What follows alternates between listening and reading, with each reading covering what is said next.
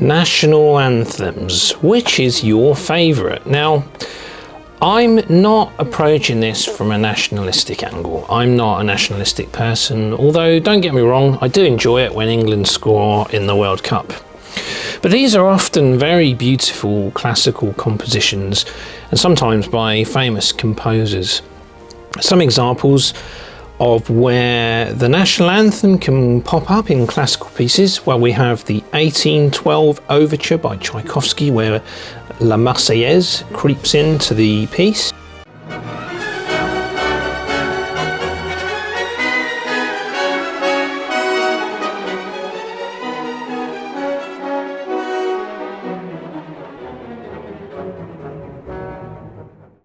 But it also features the old Russian anthem, God Save the Tsar.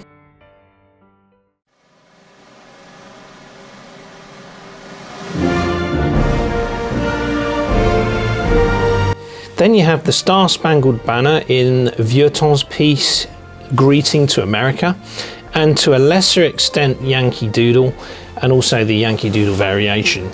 Yankee Doodle kind of is sort of a national anthem of sorts, although it's the Star Spangled Banner that's the official one. And then we have God Save the King by Paganini, a favourite of violin lovers like myself. That's an interesting one because we now actually have a king again after a long time. So it's God Save the King actually is relevant to the current monarch. But then we have Haydn's Austrian imperial hymn, God Save the Emperor. And that's become the German national anthem. Now, I'm going to say from the outset, this is by far my favourite. So I'm interested to know what your favourite is. Please let me know in the comments. Let's fly through some other examples. We have Puccini's Madama Butterfly, which includes the Star Spangled Banner. Giordano's Andrea Chenier, which incorporates La Marseillaise. Ferenc Ercol's Hymnus, the Hungarian national hymn. Pablo Casal's A Hymn to the UN, interesting one. Charles Gounod, a devout Catholic, wrote his Pontifical March as a tribute to Pope Pius IX. In 1869, we don't think of the Vatican as a country, but it sort of is, a state within a state. Land der Berge, Land am Strome, the Austrian national hymn, but there's some controversy around that one as to whether it was Mozart or Johann Holzer who actually was the composer of that piece. Then we have Ludwig van Beethoven's Wellington's Victory, where he quotes God Save the King, Queen. The Festival Overture on the Danish National Anthem by Tchaikovsky. Charles Gounod, Fantaisie sur l'hymne national russe, variations on God Save the Tsar for pedal piano and orchestra. Jean Sibelius, Karelia music, the complete work, not the more famous suite.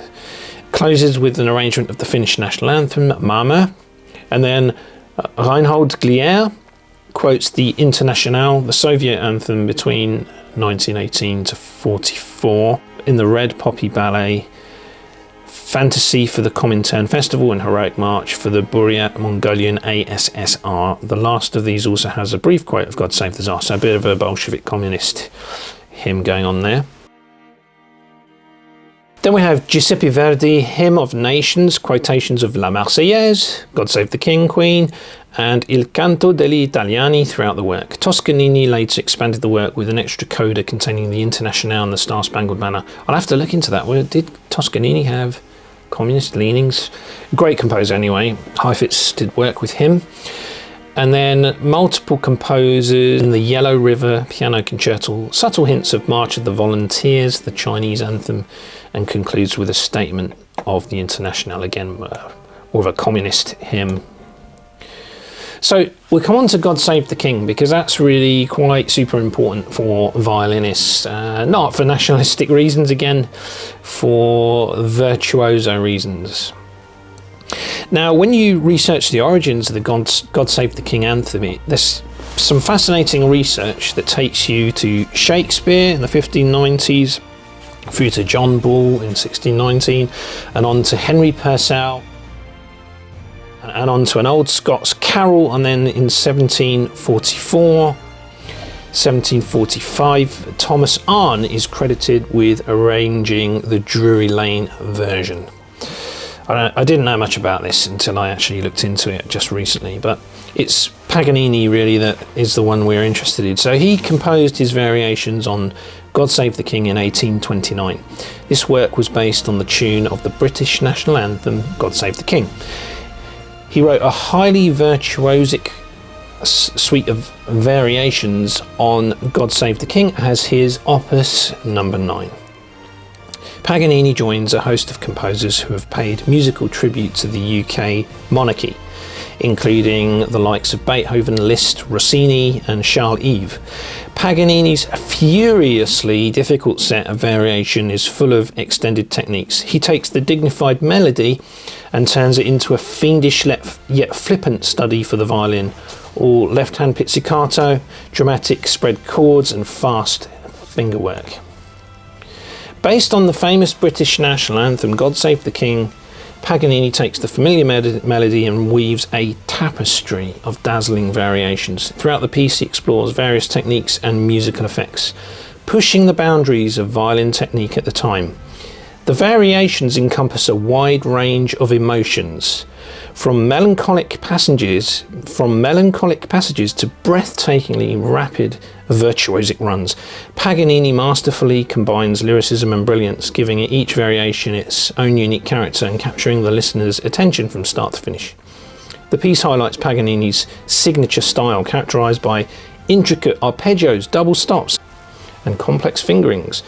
It showcases his profound understanding of the violin's expressive capabilities and his ability to create music that is both technically demanding and emotionally engaging. Variations on God Save the King Opus 9 is a thrilling and challenging composition that continues to captivate audiences with its dazzling display of musical prowess and innovation. Seems that only few violinists are as bold as Ricci to sort of play this piece as an encore on the stage. And I don't blame them. Paganini could do what ordinary mortals could not do, and some of his music is intended to make just that point. The poor little tune is manhandled and pummeled into submission until after just 4 minutes it lies on the canvas exhausted, like the player probably. I'm just quoting from articles online about this piece. Variations on God Save the King, one of Paganini's best works, typifies his bombastic, everything but the kitchen sink approach to composition. For solo violin, this piece is quirky to the extent that it's almost absurd and yet oddly compelling. Paganini tests out new methods of sound production with this well-known tune, such as left-hand pizzicato interspersed with dense chords, trilled artificial harmonics, and flying spiccato, a bowing technique pioneered by Paganini where the bow is controlled while bouncing off the string.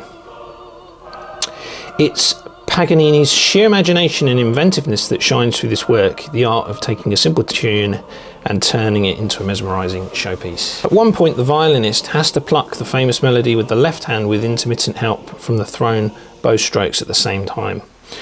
Now, Niccolo Paganini first came to England in 1831, so 2 years after he composed the piece, and made his London debut in June of that year. He also visited England again in 1834. He must surely have played this piece on the stage while in London. In 1837, King William IV was succeeded by Queen Victoria, and the title of the anthem was changed to God Save the Queen. The editions of Paganini's variations issued during the 1850s had their titles altered accordingly, but without the composer's authorization, as he had died in 1840. I have an example one of here where it actually says the Queen, which has happened twice. Needless to say, one of the most difficult pieces for violin with double stops, plucking and 2 melodies on the go at once. Yeah. So this example is a God Save the Queen one. But needless to say, this is one of the most difficult pieces for violin with double stops, plucking, 2 melodies on the go at once, you name it. It is a fiendish piece, and that's why we like it so much. So now let's come on to my favourite, without doubt, the German national anthem, Deutschlandlied or Deutschland über alles. That does not mean that I'm cheering on the German national team when they're playing England, quite the opposite. And now this piece has negative connotations from the Hitler time, sadly. basically claimed a lot of German culture as their own, even though they were really just a bunch of mobsters. And my grandma fled that regime in 1939, so I'm not sort of ignoring the negative connotations. I'm just wanting to put them to one side for a moment and just remember that Haydn composed the piece way before the Hitler time. So Franz Joseph Haydn intended to write an anthem of sorts when he penned God Save Emperor Franz and presented it to the ruler of the Holy Roman Empire, later Austria, on his birthday. So composed by Haydn in 1797 as a gift to the Austrian emperor. With that title, it's no surprise Haydn was inspired by England's God Save the Queen, which is interesting, and the patriotic stirrings it ignited. The composer eventually reused the regal melody in his Emperor String Quartet. The tune, with its famous lyrics Deutschland über alles by August Heinrich Hoffmann von Fallersleben, officially became Germany's national anthem in 1922, and it's a good thing that it still is. Again, I'm not nationalistic, so I don't care, but it's kind of good that they didn't let Hitler destroy that piece. Wagner's music's a little bit more difficult, of course, because he was actually anti-Semitic, but again, I do like Wagner's music, just is as it is. So Joseph Haydn reused the theme in his String Quartet number 62. Now there are variations on the Haydn national hymn. One which I'd like to highlight is by Henryk Wieniawski, variations on the Austrian national anthem from the L'École Moderne. Listen to that because it really takes the piece to the next level virtuosity. It's incredible. Karl Chesney, variations on Gott erhalte uns den Kaiser. Bedřich Smetana, the Triumphal Symphony, fleeting appearances of Haydn's Imperial Hymn feature throughout the work. So what is your favourite national anthem as featured in classical music by composers, or just generally? Which piece do you like? Have I missed any significant ones? Should I have mentioned some other main ones in this video? So just returning to my favourite and my conclusion of this video, my thoughts on why this is my favourite. First of all, I really love Haydn's melody, and I really love the double stop arrangement for violin, notably the one recorded by Oscar Shumsky. That's my favourite one that I've come across of this piece. But also for personal reasons, this piece reminds me of my great-grandfather on my father's side, who was a German Jew who fought in World War I for the Kaiser, was shot twice in the head and the chest, saved by his helmet and by his tobacco tin.